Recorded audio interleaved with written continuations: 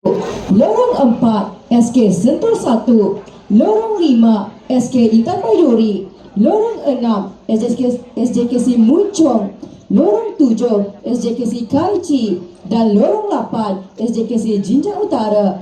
Untuk makluman hadirin, rekod bagi acara ini ialah 53.87 saat yang dicipta oleh SJKC Kaici pada tahun 2024. Mari sama-sama kita saksikan acara 4x100 meter lelaki 12 peringkat akhir.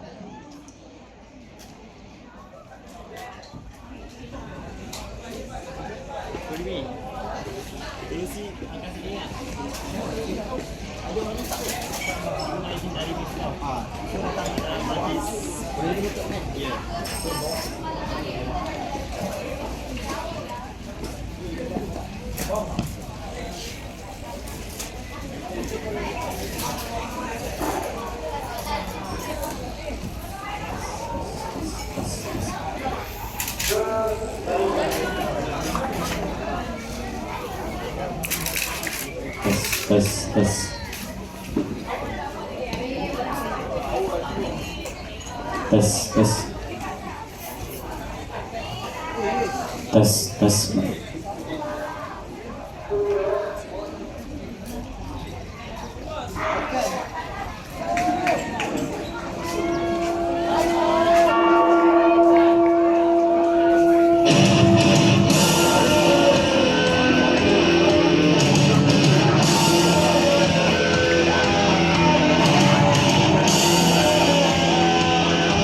Untuk makluman para hadirin, berikut merupakan keputusan rasmi bagi acara 502 acara tukul besi kategori perempuan terbuka peringkat akhir.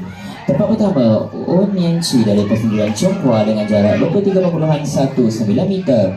Tempat kedua, Nur Khalisha Ariana binti Nizam dari Sekolah Sukan Kuala Lumpur dengan jarak 20.10 meter.